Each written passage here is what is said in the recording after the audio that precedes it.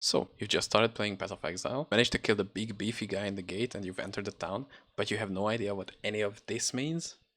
Don't worry, I'll explain everything in this video. Let's go! The first thing we should discuss is item rarities. In this game, there exist 4 different item rarities: normal, magic, rare, and unique. There are 3 different type of modifiers on an item, one being the base stats, meaning the physical damage here, crit chance, attacks per second, weapon range, item level. These are the item's base stats. Then comes the blue line directly below them, which is the global accuracy rating. This is called an implicit modifier. So every item with the same base item name is going to have the same implicits. Rusted swords always get increased global accuracy rating, rustic sashes get global physical damage, stuff like that. Not every item has to have an implicit mod. For example, this iron hat only has its armor and no special implicit modifiers. And the explicit mods, a normal item doesn't have any explicit mods, but once your item goes to magic rarity, you immediately get either a prefix, a suffix, or both. So the prefix is going to be the item's first few modifiers, then comes the suffix, which is going to be the last few modifiers. In case of magic items, it can have one of each. In case of rare items, it can have 3 of each. And in case of uniques, the unique item doesn't have either prefixes or suffixes, it has its own unique set of modifiers. Hence the name, kinda. If you have any basic currencies, for example, let's take an Orb of Transmutation, it upgrades a normal item to a magic item, and we can use it on this rusted sword and give it 11 cold resistance, which is horrible for weapons. For prefixes, you should ideally be looking for something which is damage related. Basically any piece of armor having a resistance on a suffix is generally a good thing.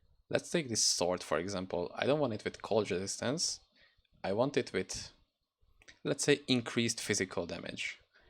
I can take one of these orbs of alteration and use it on this basic sword. Let's see, now we have accuracy rating, which is a suffix. Now, I know, because I looked up on the internet, I know that the increased damage should be a prefix. Now we take an Orb of Augmentation, which adds another mod to your magic item. And now you have 15% increased physical damage. Nice, so we kinda got what we wanted, right? But I know that for this item level, we could have a bit more physical damage. But let's say we ran out of all of our currencies. We don't have anything else because we just started the game.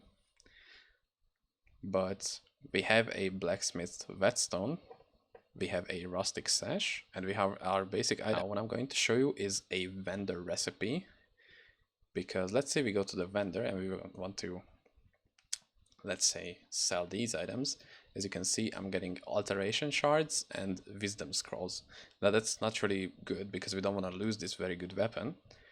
What we can do is just add this rustic stash and we're going to get a heavy rusted sword with 40% increased physical damage. But let's say we want to increase this one's damage, but we still have blacksmith whetstones. With this you can increase the quality of a weapon, and what it's gonna do is gonna increase the base attribute of the weapon, which is the physical damage. See? Every one blacksmith whetstone increases the quality by 2% because we are doing it on a magic item. If we would, for example, do it on a normal item, every single whetstone would increase the quality by 5%. So it is more useful to do your quality increase before you upgrade the item to any other rarity than normal. In case of rare item, the quality increases only by 1%. This also works for armor pieces. For those you want to use armorer's scrap, as you can see, the quality increased by 5% for each click. Now you can see there are also different colored sockets. We actually want other colors. Let's say we want 1 green and 2 reds maybe, because we have this cleave gem which we also want to use.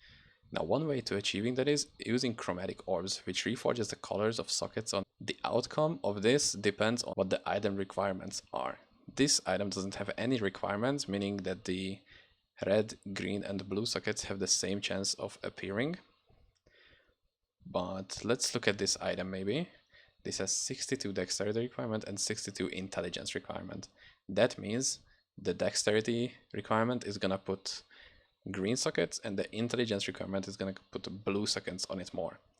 Since this doesn't have any strength requirement, getting red sockets on this armor is going to be harder than others. So let's reroll it. See, we got 2 blue, 1 green, and 1 red. This is kind of expected, but most of the times you're going to see outcomes like this. See, we already have 1 green and 2 reds. Now the problem is that they are not connected, and how to make them connected is use Orb of Fusings. Now we are smart and we put 20 quality on this weapon early. Why is that gonna matter? Because the number of linked sockets that you can get with one Orb of Fusing depends on the quality of the weapon. The higher the quality, the larger percent chance that you have is that the socket's going to get linked. See, we only linked the top 2, and now we have all of them linked. So we can put this in, we can put our double strike in, and we can put our chance to bleed. Now the support gem is going to use both of those. Now there are other currencies which you can modify your items with, but I'm gonna explain those in another video. So if you wanna learn more about Path of Exile, check out these videos here, and I'll see you later. Bye!